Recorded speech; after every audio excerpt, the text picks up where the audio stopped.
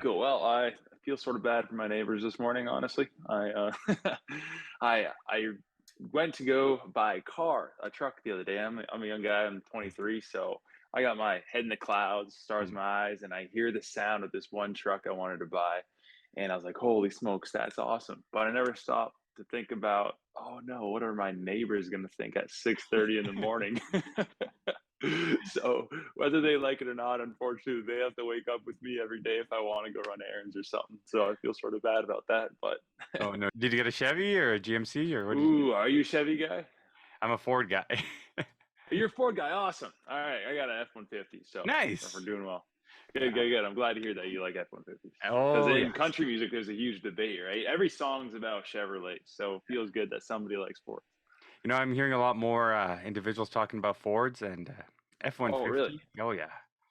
Speaking of an F-150, I saw yesterday at an auto show the Lightning. Have you seen it yet?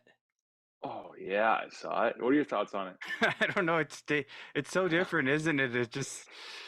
And it Yeah. drove away after, and it was dead silent. It might take some time to grow on me. Let's say that. Totally. Yeah. But you know what? It can be dead silent. But the funny thing about these electric cars is some of them have speakers at the back, so you can set it to like make a lot of noise or make no noise at all or just a moderate amount. It's sort of funny. It's not the same, is It's it? so artificial, I It guess. is, yeah. But you know what's really cool about it is the front. It's got a boot, so you could actually store stuff in it. So instead of Oh an yeah, they call engine, them frunk, right? A frunk. frunk. Yeah. Yeah, that's a great name. Yeah. Awesome. Yeah, so it's pretty cool. I'm sure they're super fast, the Lightning, but Hmm. yeah, I'm still okay with for now driving gas powered. Yeah, yeah, me too. Probably for the Yeah. next 10 years. Yeah. Are you in Burlington? I am in Burlington. Yes, Nice. North Burlington. North Burlington. And you weren't actually born there, were you? No, I was born in Portland, Maine, and I lived there for about 3 years, and then we moved to Grand Rapids, Michigan, and I was there for a year, and then I moved here because my dad worked for Pepsi in the U.S. Right. and then he got a job with Coke in Canada, so we all moved up here to Canada. I've been in Burlington for almost my whole life now. My goodness. So mom and dad, they're both American originally. No, my mom was born in Canada, like around Richmond Hill, and then my dad, yeah, my dad is American. American, nice. And obviously, do you visit Maine or Canada's home now? I feel bad because my family talks so highly. Like I got two older siblings, and they Yeah. talk so highly about how awesome Maine was. But I have no recollection of that period in my life at all because I was like three 3. there, Yeah. right? 1 to 3. You don't remember those years too much, but they tell me a lot of funny stories about that time. But I do remember Michigan, and Michigan was absolutely beautiful. So Oh I would love to visit those places again. Maybe just not Detroit though. I've been to Detroit a couple times. yeah. Have you gone to Flint? No, I haven't. What's going on there? No, I just want to see it. It just the rise and fall of well, back in the day it was General Motors there and Ford, and that's where they're all built, right? And then all of a sudden there's okay, we're moving plants and it's all abandoned. So it'd be neat to just walk through abandoned Okay, yeah, I'll definitely factories. check that out. Yeah. I That'd don't be know. a cool place for a music video, I bet. You know who shot one there? Eminem. Oh, did he? Okay, Yeah, okay. I'll have to send it to you after. It's pretty cool. I was like, damn. Sure. Yeah, it's kind of eerie. You a big Eminem guy? He's very talented, that's for sure. Sure. Did you like 8 Miles? Probably one of my favorite movies. Well, Oh it's pretty yeah, motivating, I guess, for a singer. man. Just his story in general is inspiring, isn't it? Yeah. For sure, yeah. It's come a long way. Oh yeah, and then the sobriety and ups and downs. I liked one of his songs called Mockingbird.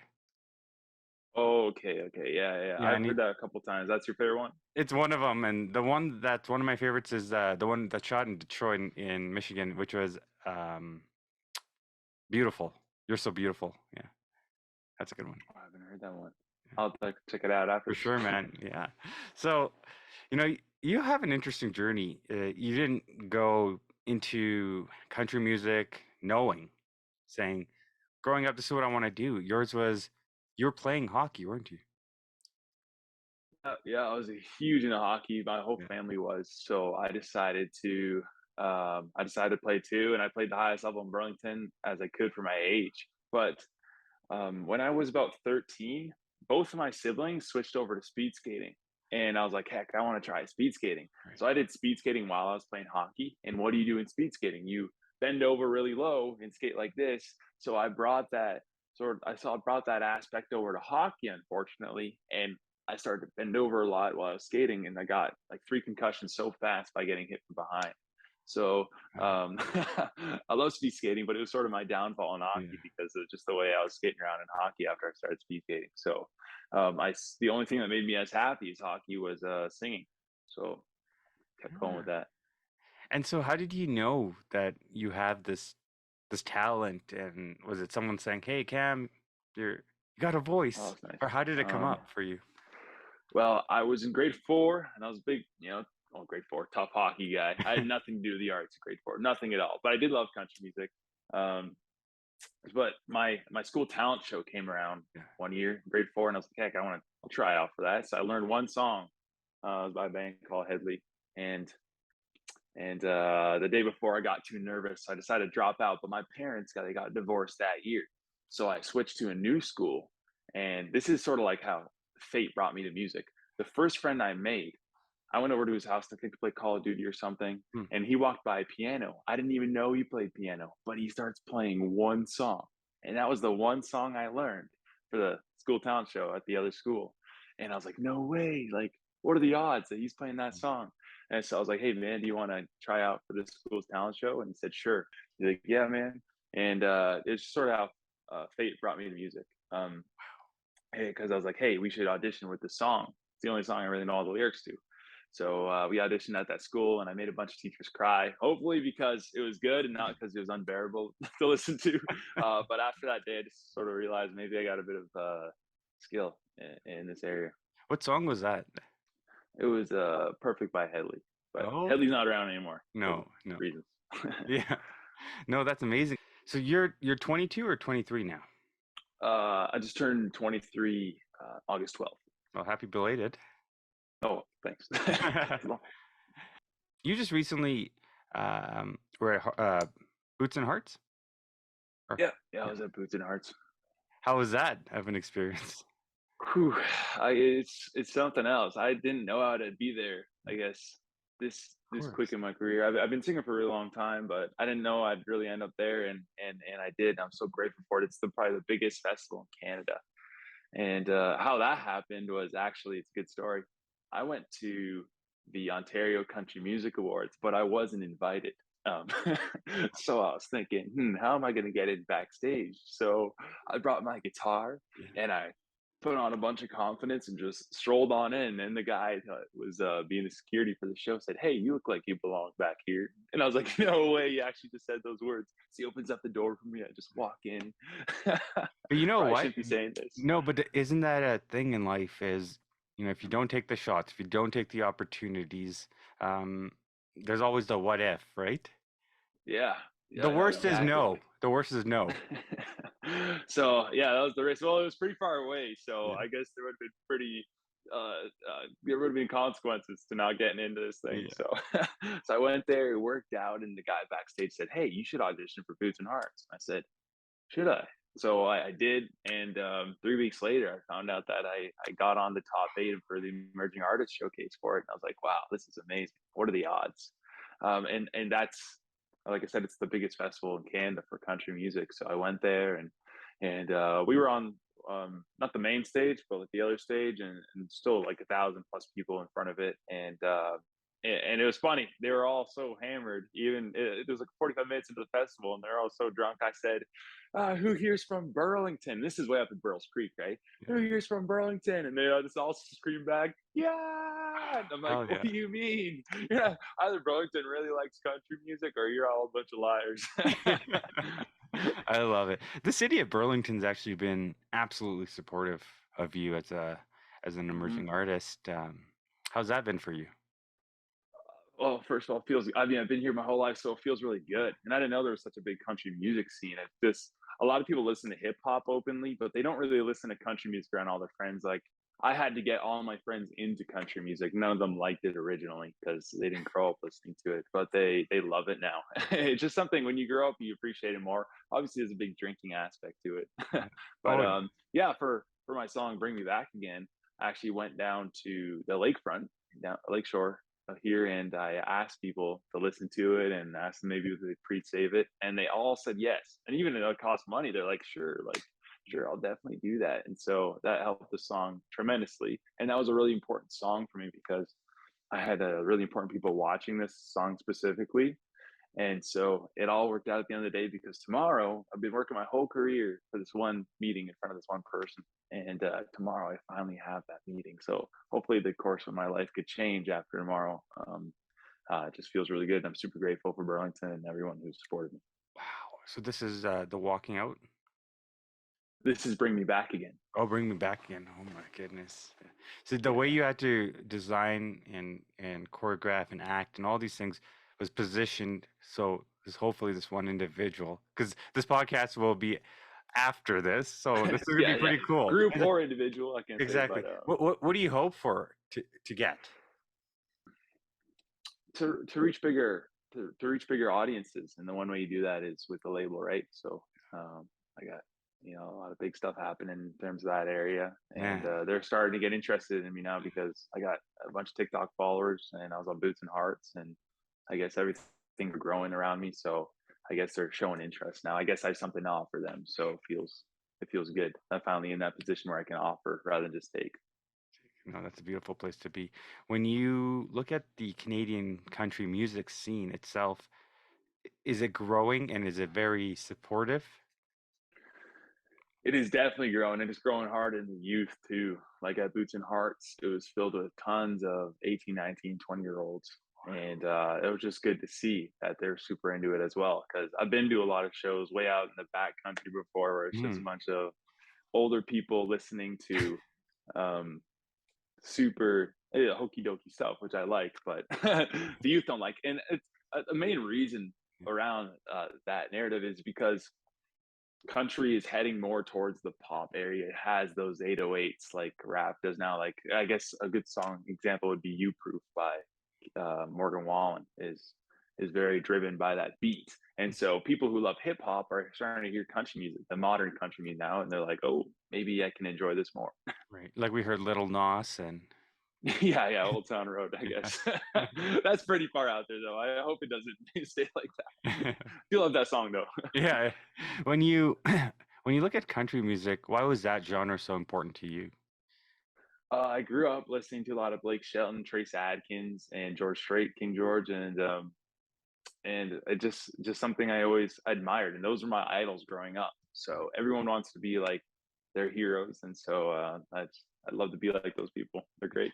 Did you get to meet Blake Shelton?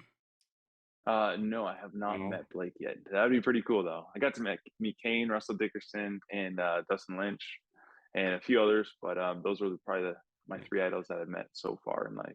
My goodness. When you look at these idols in life, especially in the country genre, what makes someone great? Like when you look at greatness or you look at somebody that's inspiring, what is it about them that you've met, that they have this energy, this aura? What is it that they got? Other than the great music, what is it? Sure. Yeah. Well, as artists, we expect a lot from people. We like, I hope people buy these tickets, blah, blah, blah, blah. But it's about the people who give back and like people who donate and do good things. Like this is not an example of somebody in the music industry, but Ryan Reynolds, for example, if you look up all the charitable work he's done in Canada, he's done so much. He just went to some like Northwest Territories and gave away like, I think like 2,000 jackets, like really high-end jackets, these kids in need up there. And or Keanu Reeves is a good example too. These people do good with the power and position that they have. And also I like a lot of charisma. I think that goes a long way too. So somebody like Blake Shelton is so funny and so charismatic, and actually he doesn't just give the answers people want to hear or what he thinks people want to hear. He actually goes above and beyond. And that's why he's one of the best judges on The Voice, I guess. Oh, yes. Yeah. Are you coming to the CCMAs here in Calgary? That's undecided, but hopefully. Are you going? I'm going to be there, yes. And my first time at a country music awards, so this is going to be exciting. That's pretty cool. Yeah, man. You're thrilled, right?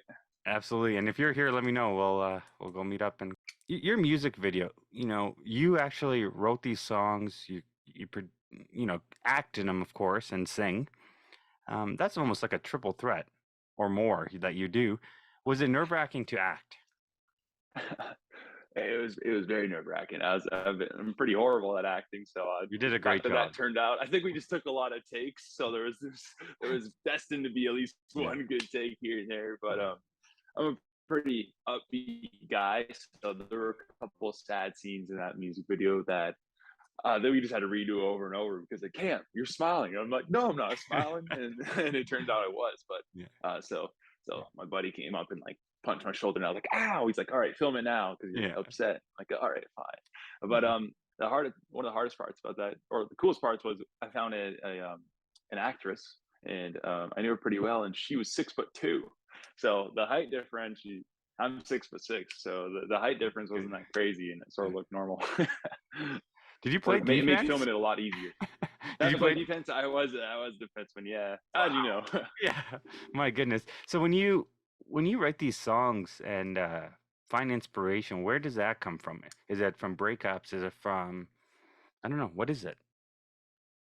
Over COVID, I went on a bunch of dates. Yeah. I guess everyone was lonely, so I went on a few dates then, and then socially distanced, of course. For sure, masks on. They were in that car, I was in this car, yelling across with the windows down. Yeah. So there's a bunch of dates and the people I met in life, and also the suffering and the loss of people you love. That's what I base my music off of. I have so many songs I haven't released yet, and it's just based off all those experiences I've had in my life. Yeah. When you mean suffering and loss, what does that mean to you?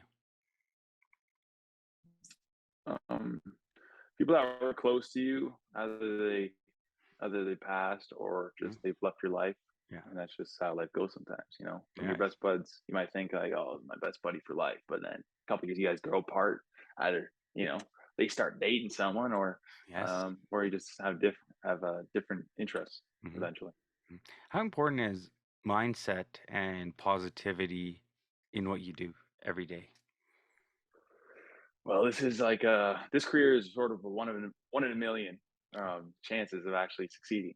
So you can go and play bars every weekend and make a great living off that. And some people, that's good enough for them, and that's awesome. And I do love it enough that maybe that'd be a good path. But I'd love to do more of my singing and get out there more. So not giving up is a huge thing, because your whole life you're surrounded by people being like, man, it's probably not going to work out, or, it's so difficult. And even you have your own inner demons that are saying the same exact thing to you. So you have to brush them off. And there's a few moments of like, when I got on Boots and Hearts, it's like some little validation, like, hey, maybe you're heading down the right path. And that's what's so important. Holding on to those positive thoughts, and that'll get you through every single day. 100%. I mean, like you said, especially as an emerging artist, trying to disrupt, push the boundaries, not only externally, but internally, right? People often forget we're still human beings. So dealing with that and saying, like, building up that courage and that self-confidence, yet not letting the ego control who we truly are, it's just amazing. But then telling that inner dialogue, you know what? Okay, monkey, get off me for a second. I got this. Oh, exactly. And like, my family is super school oriented, so I listen to them. I went to school. That's good. It's good to have a backup plan, right? Because it is tough to do this. But my cousin, he is an NHL player now. He got his dream of being a star professional hockey player. So no way. I gotta fulfill my dream, or else I'm a loser. What's his name on the NHL? His name's Dylan Cousins. And, okay. He plays for the Buffalo Sabres now, but he was Team Canada's captain, and he's done really well for himself. Yeah, you know what? When you see people live in their element, their moment, it's a beautiful place to see that. And your true calling, isn't it great? Oh yeah, for sure. Like, I don't cry when I see sad stuff. I'm not too emotional. Like at the end of Marley and Me, maybe I shed a bit of a tear, but it wasn't too emotional. That's a great movie. But when people succeed, like when I watch something like America's Got Talent, and people are like, yes, like, oh, I got the golden buzzer, that's when I start to get emotional, because I'm so happy for them, because I know how hard it is to, fulfill your dream. So good for them, and I love to see it. When you were on Boots and Hearts, or performing, just building up that. Okay, I got this. You know, what do you do to prepare yourself to get on stage? Oh, it's not always that, oh, I got this. It's like, oh, I'm gonna go out there. I'm probably gonna trip on a wire. Yeah. I'm gonna have a voice crack. And that was a problem back in the day for me. I used to voice crack a lot, but ever since I hit like 20, 21, I haven't voice cracked at all. Thank God. Fingers crossed, knock on wood. But usually was funny. I actually got my first girlfriend because of voice crack, which is a funny story for another day. But what was I going to say? Oh yeah. So like before Boots and Hearts, I was so nervous. Yeah. I drank probably 8 bottles of water that day and went to the bathroom 10 times. And did a lot of pacing too. But yeah, Cam, for the listeners, what would you say? What would you say the audience is of Boots and Hearts when you're performing? Well, they're there to have fun. So my biggest recommendation for singers is don't get in your head while you're performing. They're there to have fun, and if they see you feeling nervous, they're going to start feeling a little nervous or feel weird about your performance. So just go out there and have fun, and they're going to feed off your energy. And that's what I did. And you got to don't worry about hitting every note. If you practice enough, that's not even going to be a worry, but just go out there and give great energy, great vibe, and people are going to vibe with you and have a great time with you. I have this no filter box a friend had given me way back, but it's 100 questions that matter. So I'm going to ask you one question. Sure, yeah, let's hear it. It says, if you could offer an 8-year-old one piece of advice, what would that be? An 8-year-old? Don't do drugs. Nothing. An 8-year-old, what do I say? Best advice I'd give somebody. How about this? Your younger self, what would you tell yourself? A guy that's aspiring to do things in life and go for his dreams. Oh, not to worry as much about what people are thinking, because most of the time people are thinking about themselves and they're not thinking about you. So when you walk into a room and you feel nervous about oh, these people are judging me, don't think that whatsoever, because that's probably not the case. And just be confident, because people like being around people who are confident in themselves. When you see someone that's confident, or someone that you inspire to be, that's got confidence or bravado, what is that they got? What is confidence to you? I don't know if you've seen Austin Powers, but it's like their mojo, you know? I love it, yeah. I don't know. It's just they walk around they bring this sort of light and happy energy with them because they're confident in what they do, and a lot of that is practice, and a lot of that is believing in themselves. And that's what, as an artist, you need to do both those things. So yeah, I like following those people around. In Canada, do we have a lot of labels out there to support artists or country artists? No, there aren't too many here in Canada, because country music is very strong in the U.S. Obviously, they have a way bigger population. In Nashville, in Canada here, there's only about a couple that are actually doing great things. So I got to keep my eyes on them and feel. Have you played in Alberta at all? No, I haven't even been there yet, and that's not that place I definitely need to go. Canadian, yes. That's the home of country music, right? Yes. So, and you're from there, right, Zach? I am from there. So hopefully, if you make it out to Calgary, let me know. Yeah, I'll hit you up. Cool, man. Well, thanks again for today. That was amazing, and best of luck tomorrow. Thank you so much. I have advice for an 8-year-old. If you want to soar with the Eagles, you can't be hanging around a bunch of turkeys. Oh no, ooh. It's deep, I guess, because turkeys can't fly, right? They can't fly. Yeah, it's true. Yeah, you gotta keep pushing, right? Yeah, just surround yourself with great people who motivate you and are honest with you. Have you ever been around people that just suck the life out of you, or always the naysayers?